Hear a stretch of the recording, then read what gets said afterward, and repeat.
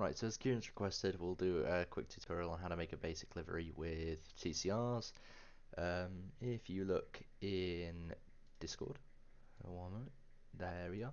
So if you look in the Discord, obviously you can see that we've got a screenshot. So here's one I've done prior, just as this was a bit of an easier one I did, sort of a copy-paste livery. But all your livery bases are here. Now don't worry about the window banners. The window banners are going to be done by me. Pre-season to make sure everybody gets the right window banner, but we'll come in here and we'll just do a really basic livery with, we'll try the Audi I think, because we've already got a base template going. So if we open it up, we can see that we have the base template, which is what you guys have already. So see, if you come into Content Manager, see this little car swirly thing here, that allows you to come in to a view platform, and you can obviously view the car, take photos, and if you wanted to be so inclined to add more cars or change the livery. But obviously right now we're just going to focus on how we create this livery. So we come over here, we click folder, and it brings up our folder for the car. Come into skins. Now obviously this is the template that you'll have. You'll see all this stuff. We're not going to worry about any of this right away. All we're going to worry about is the AO. So if you click on AO, this is our base template basically. Let's move that out of the way for now. And this is what's going to help us create what we want. So the next thing we do, we go to the file here, we see the wireframe, and all we do, drag and drop, add layer, and there you go, there's the wireframe. Now with this, typically, I'm sure Alex has mentioned layers before, but layers are really important to help us distinguish what bits we want to do with the car. So first things first, we want a nice base color, so we're going to go with a, I don't know, we'll go with a nice blue. Okay, now obviously we can add a layer. So we have a base layer, and if I was to add another fill bucket and do that over the car, obviously it will remove the entire layer before it. We can highlight and close the layers. I'm using paint.net. If you want a link to this, I'll put one in the AC required mods channel, but this is basically a free version of Photoshop that allows us to play with it. Now obviously we can get rid of this, but as you probably did when you were in high school, you can just go to Google Chrome and add a image search. So let's just add some, I don't know, let's just search Audi logos, and we can go through here. Now when I want to add an image, I'm looking for things with PNG backgrounds, so it allows me to just copy, add the layer, paste, and now I can add a image layer. So obviously if we run off the screen, it's going to damage it, so we want to just come back onto the screen, find a nice comfortable place to put it, and then before you know it, you have some Audi rings on the side of your car.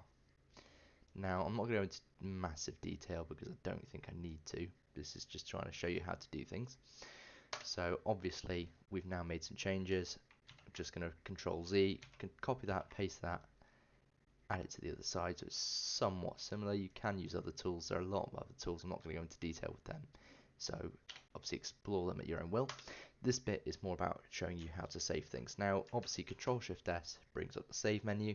That's important so that we can see, obviously we have paint.net files. Now I keep the paint.net file so I've always got a point of reference I can come back to with the layers, because if I just save the DDS file, which is what you have to save it as, you see a direct draw surface DDS file, keep the name the same. You cannot change that name. It's the same as ACC. If you change that name, it will not appear. You click that. Obviously it already exists. We know that. We want to replace it. So we click yes. We flatten the image so that it obviously hides the layers that we don't want visible. We jump back in, and before you know it, you have an Audi with the correct color you want on it, and the rings we just added a second ago. Now obviously create to your heart's content. The other bits I will come back to, I think, for another tutorial, but this is just a really basic explanation on how you create a livery with a Assetto Corsa.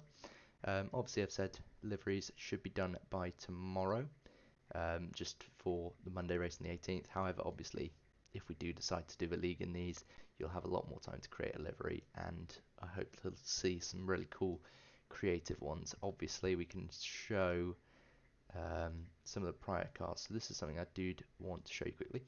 If we come to add new car, we can now add a second car into the showroom, which is something that we can't do with ACC. So let's just bring up the Peugeot that we mentioned earlier. So let's find the correct Peugeot. I think it should be this one. So hit OK. And there you go. Before you know it, you have a custom car in here. Now, basically, creates your heart's content. Try things. If things don't work, feel free to contact me, obviously. Alexa as well. She's a very good livery creator. But other than that, that's pretty much it, guys. I hope that this bit of information is more helpful. And yeah, obviously some of the other things or other software you can use if you're really so inclined. There is a free website called Photopea, and you can just drop the DDS and the wireframe into here, and you can use Photopea online if you really prefer a more Photoshop-esque. You've got GIMP, you've got other softwares are available, but the one I primarily use is Paint.net. Anyway, I hope that helps everybody and clears that up, and I look forward to seeing some of your creations.